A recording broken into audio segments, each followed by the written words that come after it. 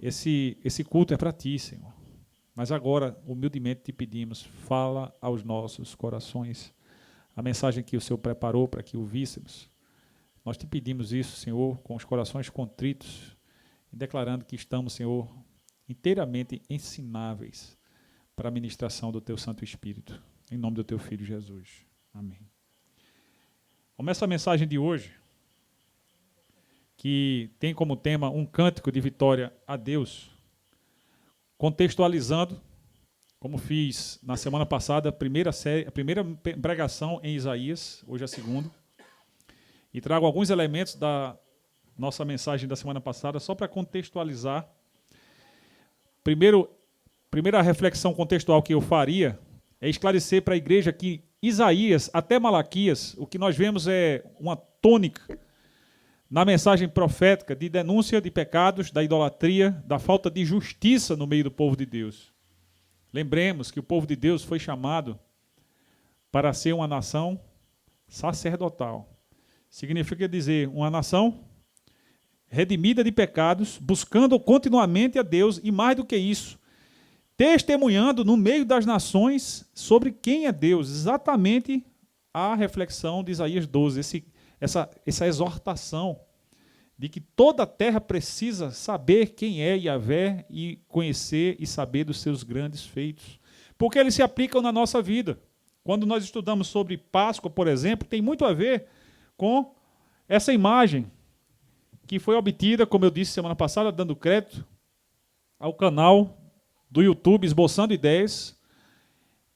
E quando ele fala sobre Isaías, ele nos chama a atenção de que, principalmente de Isaías 40 até o final, existe ali uma mensagem de esperança, também nos versículos anteriores, mas uma mensagem de esperança diretamente relacionada com uma semente santa, um renovo da parte de Deus, que viria do meio de um povo que seria punido duplamente pelos seus pecados diante de Deus e das nações. Duplamente, o povo de Deus seria castigado por Deus. Em primeiro lugar, sendo submetido à servidão de um país extremamente mau, mas tão mau, que um dos profetas, Jonas, não queria ir pregar a mensagem que Deus mandou que ele entregasse na capital daquele país, Nínive.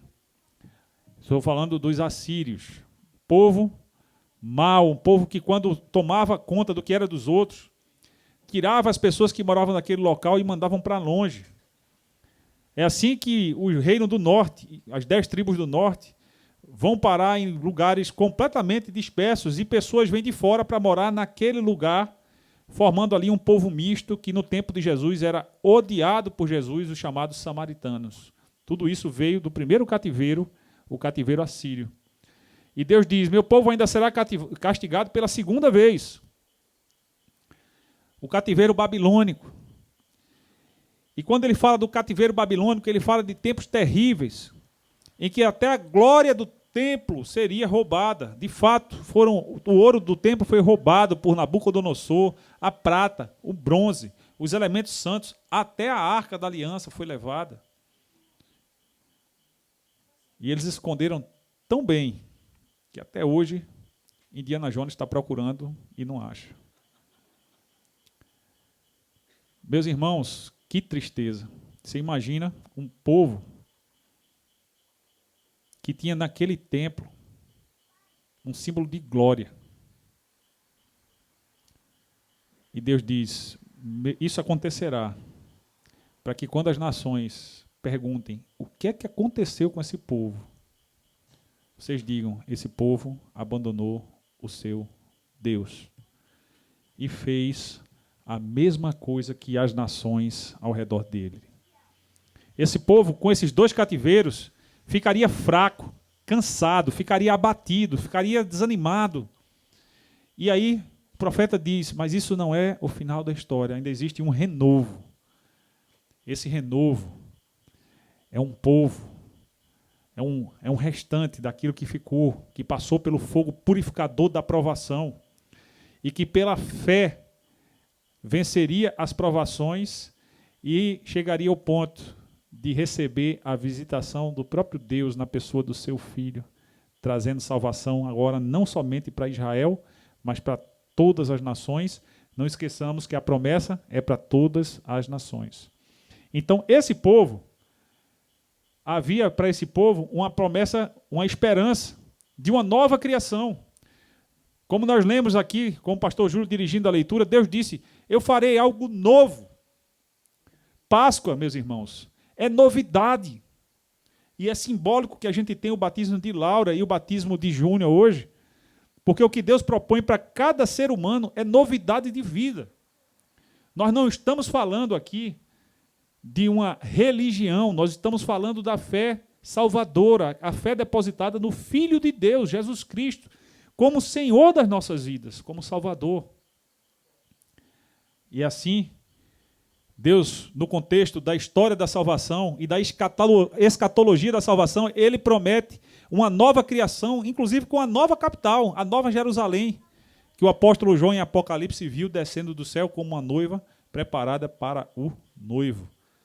O noivo, Jesus Cristo. A noiva, a igreja de Cristo. Feita do remanescente de Israel, que foi purificado no fogo e manteve a sua fé, e daqueles que viviam longe da salvação, como estrangeiros, como peregrinos, mas que foram trazidos para perto da salvação, e juntamente com o remanescente de Israel formaram um novo povo, o povo de Deus, a igreja de Deus, redimida pelo sangue do Cordeiro, para anunciar as obras desse Deus maravilhoso, que não deixa que os seus filhos, por mais que estejam no erro, fiquem, ao mesmo tempo, sem a disciplina, porque um pai disciplina o filho que ama, mas também não fiquem sem esperança. Existe esperança para aqueles que creem. Para aqueles que estão perdidos, mas temem a Deus, existe um caminho no deserto que o próprio Deus, como lemos ainda há pouco, providencia. Você imagina o que é um caminho no deserto? Pode passar, Marcelão. Eu fico imaginando uma corrida no deserto. Era mais ou menos a situação daquele povo. E Deus diz para eles que aquele tempo que eles iam passar era um tempo de prova. E a prova, a primeira aplicação prática dessa mensagem de hoje é algo que chega para todo ser humano, não somente para os filhos de Deus. Faraó estava sendo provado. O rei de Nínive estava sendo provado. A diferença é que o rei de Nínive, quando viu a mensagem, entregue mesmo com má vontade por Jonas, ele se humilha, decreta que todo mundo deveria vestir pano de saco, que era o traje de arrependimento, típico de quem estava suplicando à divindade o perdão pelos seus pecados. Faraó não. Faraó endurece seu coração. Israel estava sendo provado. Porque você imagina um povo que já estava acostumado com a escravidão, vivendo naquela vida desgraçada, receber um emissário de Deus, um libertador, dizendo: vocês sairão. Mas como é que vai ser isso? Não, vocês sairão pela mão de Deus. Deus mandou e vocês sairão. Mas Faraó não vai deixar realmente, mas depois ele vai deixar. Depois de quanto tempo? Depois de endurecer a vida do israelita ainda mais, depois do povo ficar chateado com Moisés, depois do povo não acreditar, depois do povo ter medo, mas ver o Faraó com a 10ª praga, liberar o povo para partir, certamente que ele sabia que eles não iam voltar mais, se arrepender, ir atrás, e Deus guiando, meus irmãos, o povo, através de caminhos que não eram necessariamente os mais próximos. Observe, quando eles saem do Egito, o caminho mais perto para Canaã era a terra dos filisteus. Qualquer um da gente que estivesse planejando essa viagem, provavelmente ia fazer uma reta. É nessa direção que eu vou. Deus disse: não, vocês vão para a direção oposta. Isso é prova. Quando Deus manda a gente caminhar, ao invés de ser por um atalho, por um desatalho, né, por um caminho mais longo, Ele está provando. Porque quando Deus fala, eu tenho dito que 3 coisas acontecem. Quem ouve sabe quem fala, sabe o que ele está falando e sabe o que tem que fazer. ainda que não pareça lógico. Aliás, as ordenanças de Deus normalmente não parecem lógicas para a gente, muito menos para o mundo, que é o nosso campo missionário. Mas se a gente não crê em Deus primeiramente, como é que a gente vai falar para o mundo? Observe a geografia de Israel, desde aquele tempo até hoje. Israel está cravado no meio do mundo. O Oriente Médio é como se fosse o centro do mundo, rodeado de inimigos por todos os lados. A exemplo dessa guerra que ele está travando agora contra o Hamas, indiretamente contra o Irã, Síria e outros aliados árabes. Desde o princípio foi assim. E o que veio antes dos árabes? Os filisteus. Quem eram os donos da terra que ficava no meio do caminho de Israel? Os filisteus. E Deus, na sua misericórdia, ele diz assim, ó, vocês não vão por aí não. Porque se vocês forem por aí, vocês vão experimentar a guerra. Guerra é uma coisa triste. A gente está vendo o resultado disso. Essa semana eu vi uma senhora ucraniana num ataque que teve na quinta-feira. E ela estava em rede internacional falando que estava dormindo quando acordou, ouvindo ordens para descer. E o prédio tinha sido incendiado, o prédio do lado, o posto de gasolina tinha pegado fogo, e ela chorando, falando da tristeza de ter que abandonar sua casa naquela circunstância. Se tem uma coisa que traz dor, sofrimento, é guerra. E Deus, meus irmãos, ele não é sádico, ele não tem prazer no nosso sofrimento. Quando ele nos prova, é porque ele quer que a gente seja aprovado. Quando ele nos prova, é porque ele quer que a nossa fé se desenvolva. Foi preciso que eles fossem pelo caminho mais longo, porque Deus não queria que eles enfrentassem a guerra com os filisteus e ficassem desanimados com isso.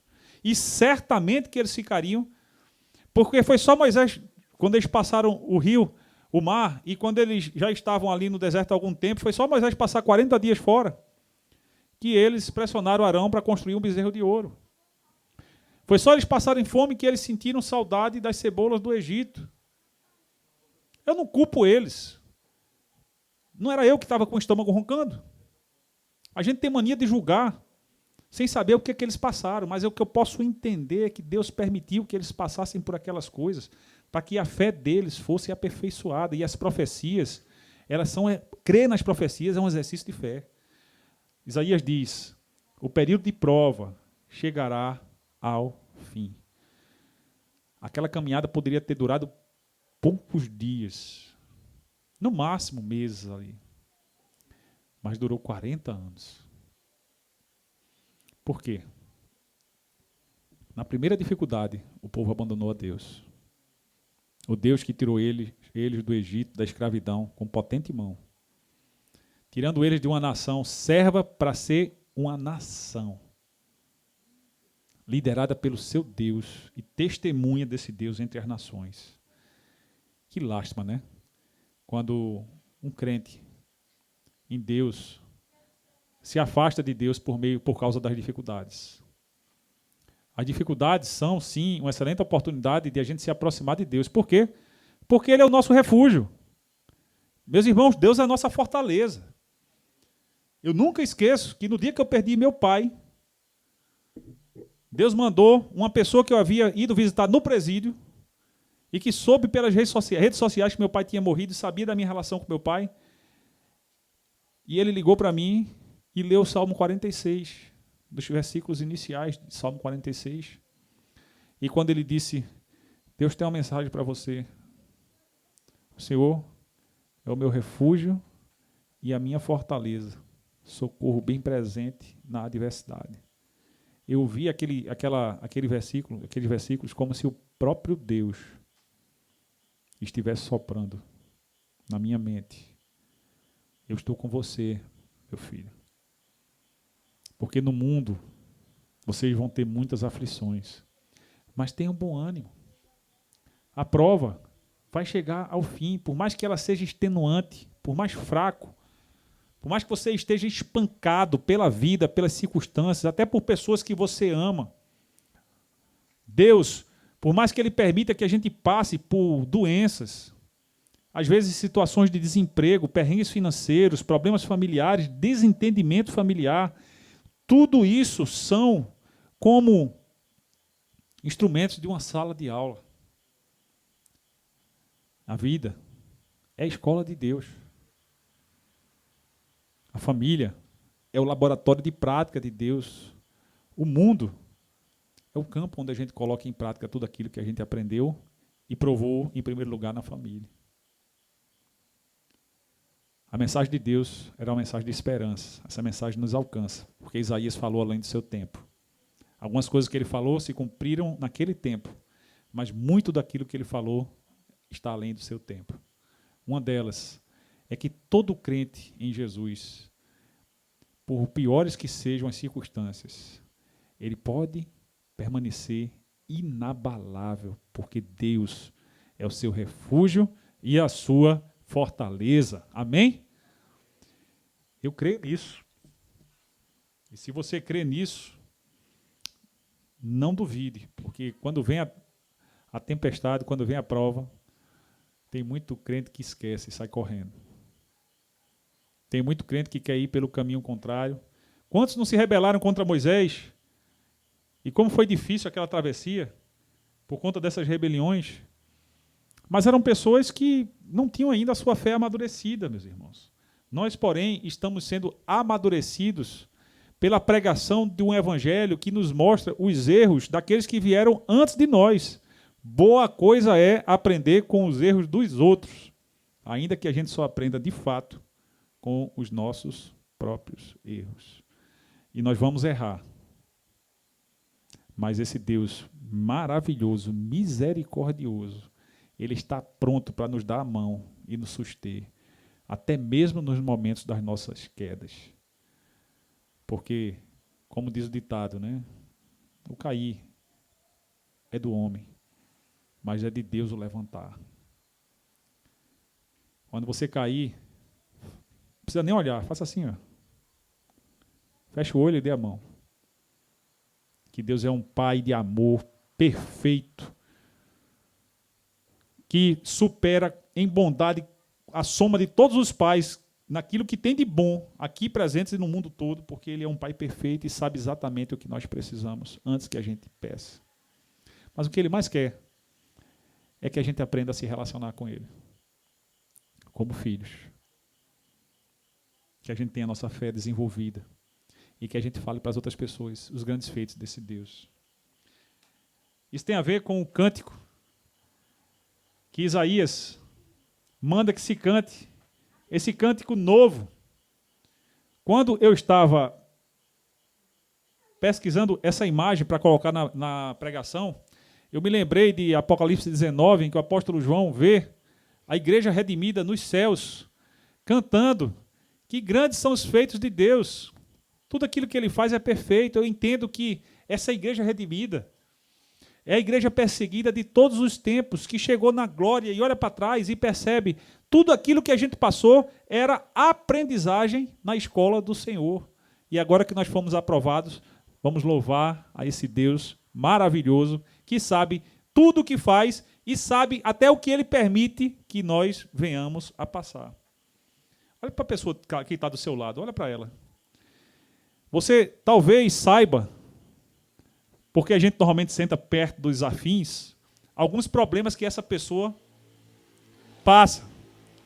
Agora pense nos seus próprios problemas. Se você sabe, certamente que são diferentes dos seus problemas. Pode ser que até que vocês estejam passando por algum desses problemas juntos.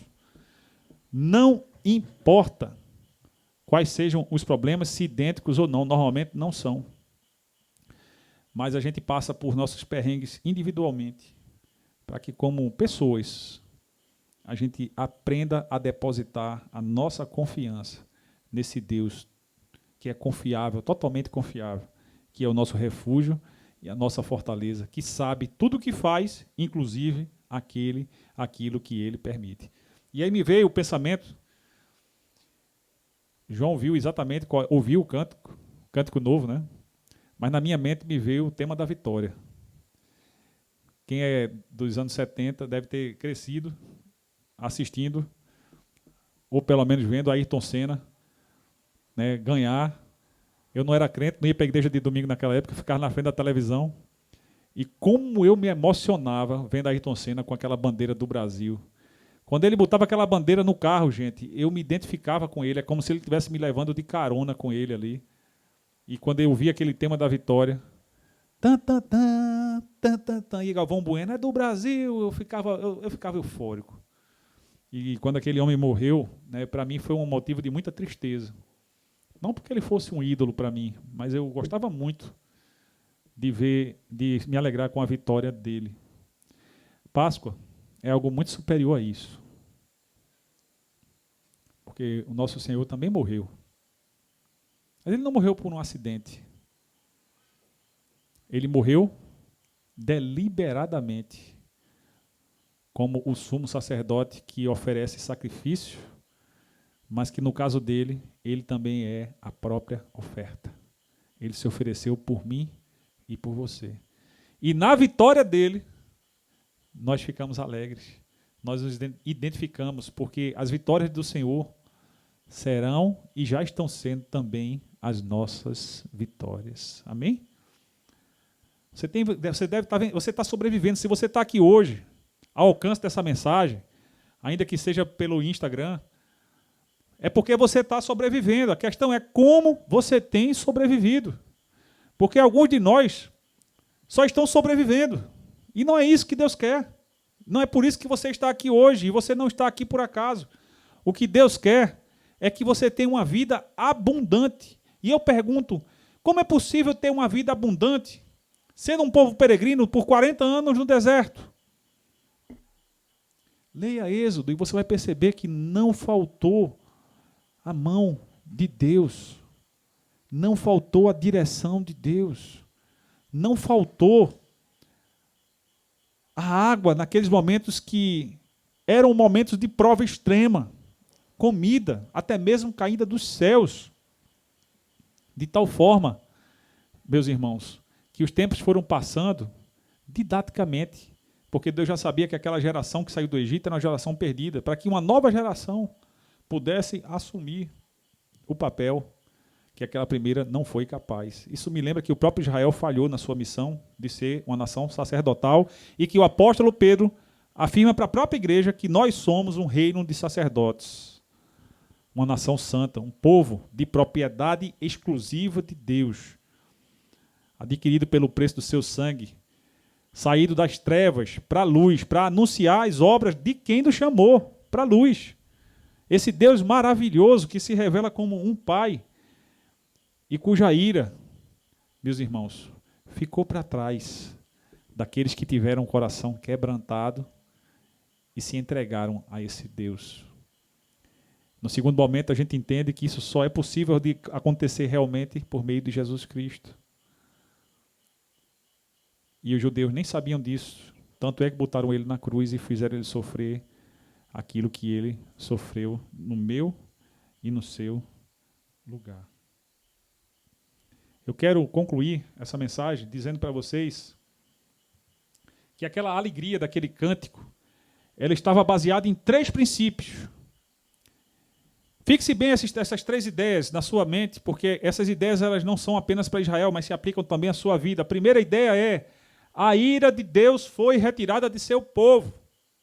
Isso é motivo de alegria, porque o período da provação, para eles, havia chegado ao fim, e isso nos lembra que nós estamos passando por provações para chegarmos ao conhecimento de Deus.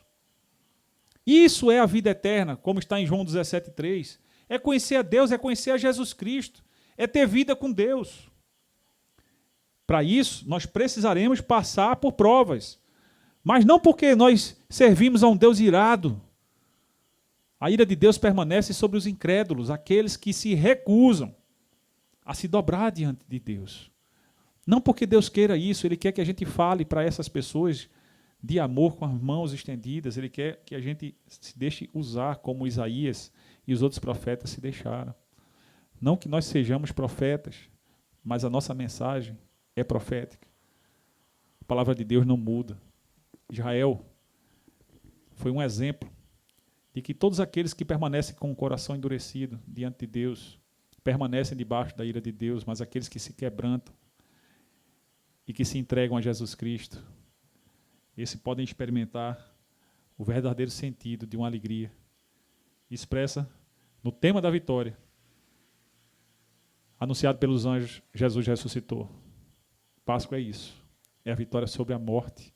O apóstolo Paulo nos chama a atenção de que a morte, essa coisa tão horrorosa, que um dia arrancou tantas lágrimas de mim, mais de uma vez, aliás, é o último inimigo a ser vencido por todo ser humano. Se nós vamos vencer a morte, não há nenhuma outra força, nenhum outro poder, nenhuma outra circunstância que possa nos colocar de joelhos aqui na terra, a não ser para orar e para glorificar e para nos entregarmos ao nosso Deus. Amém, igreja? Segundo princípio, nós tivemos acesso à fonte da salvação. Eu lembro que Jesus, durante a festa das cabanas, se levanta e diz: quem tiver sede, venha a mim e beba, porque do seu interior fluirão rios de água viva. Essa é uma concretização de uma mensagem profética da água vertendo sobre a base do templo e irradiando para todas as nações. Essa água viva é o nosso Senhor Jesus Cristo. Ele disse para a mulher samaritana, como lemos em João 4, que se ela bebesse daquela água que ele tinha para oferecer, jamais teria sede. Isso me faz lembrar, meus irmãos, Salmo 42, que diz, assim como a corça anseia por águas correntes, meu coração tem sede de ti, ó Deus. Você, mesmo que você não saiba, você também tem sede de Deus. Eu quero dizer para você que só Jesus é capaz de preencher e de saciar a sua sede. Amém? Terceiro princípio, saiba disso toda a terra. Olha, a salvação de Deus não é para ficar apenas com quem recebe. Nunca foi. Israel não entendeu muito bem isso, tanto é que odiava o samaritano, mas Jesus não. Ele ia até a Samaria e pregava, aquela mulher se converteu. Outras pessoas vieram ter com Jesus e ao final eles disseram: agora a gente crê, não apenas porque a mulher falou, mas porque também nós vimos aquilo que o Senhor tem feito. Meus irmãos, como aquela mulher samaritana nos ilumina a mente da missão da igreja. Fazei discípulos de todas as nações. Deus prometeu a Abraão: em ti serão benditas todas as famílias da terra. E essa bênção só se concretiza na pessoa de Jesus Cristo, o descendente da mulher, prometido em Gênesis 3,15. Observe que a filiação de Jesus é só da mulher. Ele não tem o DNA de José, porque ele foi gerado nela pelo Espírito Santo. Deus havia prometido já em Gênesis 3,15 que o descendente da mulher esmagaria a cabeça da serpente, ainda que tivesse o calcanhar ferido. E foi isso que Satanás fez com Jesus na cruz, feriu Jesus, mas ele venceu Satanás, ele venceu a morte e venceu todos os inimigos que se colocaram contra ele. E ele disse: todo o poder me foi dado nos céus e na terra. Vão e façam discípulos de todas as nações, batizando-os em nome do Pai, do Filho e do Espírito Santo, ensinando-os a observar tudo aquilo que eu vos tenho ordenado. Só ensina a obedecer quem obedece. Não é ensinar o que é para obedecer, é ensinar a obedecer. As pessoas vão ver a nossa vida com Deus e vão dizer: vale a pena viver com Deus. Vamos nos ver servindo a Deus e vão dizer: eu quero ser um servo, uma serva de Deus. Pode passar 1 ano, 2 anos, 3 anos, mas em algum momento a semente ela vai frutificar e assim a terra vai sendo cheia do conhecimento de Deus. Atos 1,8 diz: Jerusalém, Judéia, Samaria, até os confins da terra. Não há outra imagem que me veio na cabeça, a não ser uma pedra lançada na água e aquelas ondas que vão se espalhando e a gente não sabe onde vai dar. É isso que Deus quer que o Evangelho faça. É o mesmo efeito. Ele se espalhe da minha vida para a vida das pessoas que estão ao meu redor, as que estão mais distantes, até as que estão muito distantes. E se nós fizermos isso, a terra toda saberá quem é esse Deus e os seus grandes feitos. Eu retorno então, Salmo 96, verso 1 e 3, que diz, em paralelo com o texto que lemos, vamos ler todos juntos? Cantai ao Senhor um cântico novo, cantai ao Senhor toda a terra, cantai ao Senhor, bendizei o seu nome, anunciai a sua salvação de dia em dia. Anunciai entre as nações a sua glória, entre todos os povos as suas maravilhas.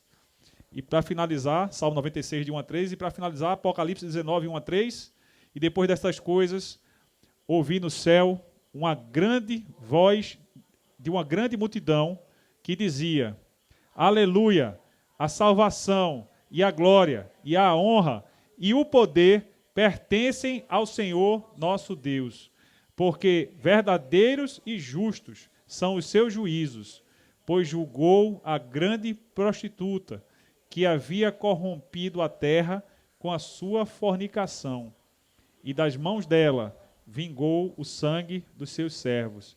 E outra vez disseram: Aleluia, e a fumaça dela sobe para todo o sempre. Louvado seja Deus. A conclusão, queridos, é que nós aprendemos com Isaías que as provações elas têm um motivo. Portanto, ao pensar na sua própria prova, uma coisa que Deus quer nos ensinar hoje é a gente jamais perguntar o porquê estamos passando simplesmente, mas perguntarmos para quê. Qual é a finalidade, Deus? O que é que o Senhor quer que eu aprenda com isso? Mais do que isso, pense além de você. Quem vai se beneficiar com o que eu estou passando quando eu tiver a minha vitória e ministrar na vida dessa pessoa quando ela estiver passando pela mesma circunstância? Vida com Deus é um ciclo de bênção, de geração em geração. A sua palavra se espalhando. As pessoas aprendendo sobre quem é Deus, aprendendo a confiar nesse Deus, entendendo qual é a vocação que Deus tem para nós, entendendo a realidade de que a vida não é fácil para ninguém e que todos nós seremos provados, injustiçados, feridos, mortificados, nós seremos entregues a julgamentos injustos de pessoas, de governos, nós passaremos também por situações injustas. Mas se tem algo que não varia na vida dos crentes em Jesus, é a sua fé, é a sua confiança, é a sua esperança, é a sua certeza de que vale a pena ser guiado pela voz desse Deus, no deserto ou no mar, na terra ou no ar, seja onde for. Vale a pena dar ouvidos à voz desse Deus. Que seja essa aplicação para a sua vida, que hoje você possa sair daqui mais comprometido com essa verdade. Que Deus abençoe a sua igreja. E eu quero, nesse momento, pedir que você se coloque em atitude de oração, que você pudesse, nesse momento, interceder por pessoas que talvez tenham aqui entrado sem ter entregue a vida a Jesus Cristo. Durante a inspiração musical que nós ouviremos, com os olhos fechados, se houver entre nós pessoas que desejam entregar suas vidas a Jesus, ou mesmo que estejam participando pelo Instagram, você pode mandar uma mensagem para nós, declarando, e assim que possível, alguém da liderança entrará em contato com você. Aqueles que estão aqui presentes têm a oportunidade de declarar nesse momento que querem ser discípulos de Jesus, que querem ser guiados por Jesus, pelo Espírito de Deus, que querem aprender a confiar nesse Deus. E hoje é o dia da sua entrega. Enquanto nós estivermos aqui ministrando, analise se você entrou aqui hoje com segurança de sua salvação, e se não, fique em pé no seu lugar, declarando que você deseja seguir a esse Jesus.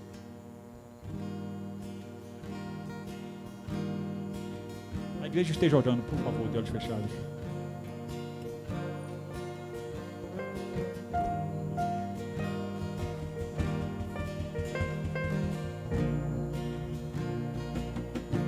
Ouça a voz de Deus. Eu ouço o som, meu amado. Deus tem chamado você. Hoje é o dia de dizer sim. Sua voz me atraiu. O meu lugar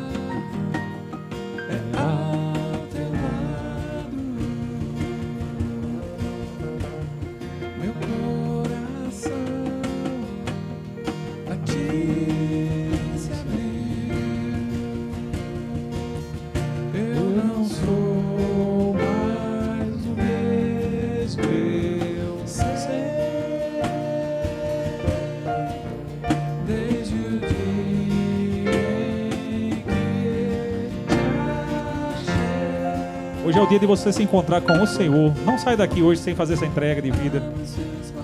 Fique de pé nesse instante e diga que você quer seguir esse Deus, servir esse Deus. Ele é o Rei da sua glória. Ele é o seu Rei da glória.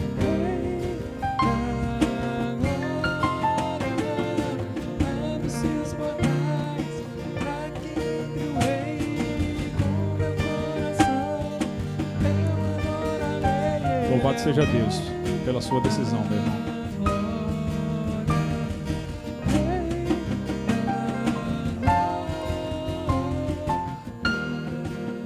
Ainda que não seja uma decisão de entrega pela primeira vez, louvado seja Deus, porque você está se renovando hoje no seu compromisso.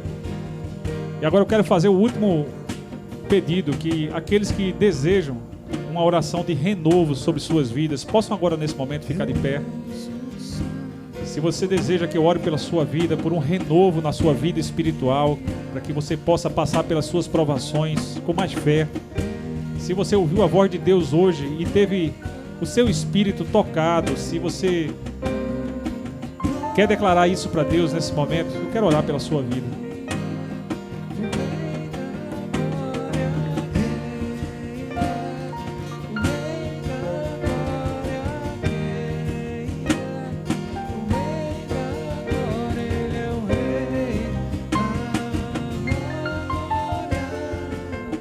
Obrigado, meu Deus, porque a Tua palavra mais uma vez foi pregada nesse lugar, Senhor. Obrigado, meu Deus, porque hoje é um dia, Senhor, de um reencontro de pessoas que o Senhor ama com o Senhor. E eu sei, Deus, que ainda há entre nós aqueles que resistem a fazer a sua entrega de vida. E que ainda haja, Senhor, essa entrega antes de cruzarem aqueles portões. Obrigado porque a Tua palavra foi pregada e ela não volta vazia. Obrigado por tudo aquilo que aconteceu hoje. Que seja realmente para a Tua glória, Pai. Abençoe os nossos irmãos que decidem, Senhor, tomam decisões nas suas vidas de buscarem mais ao Senhor e ouvirem mais a Sua voz e confiarem mais no Senhor diante das circunstâncias adversas da vida, Senhor. Louvado seja, Senhor, pela sua direção e pelo resultado que a Tua palavra produz em nós, em nome do Teu Filho.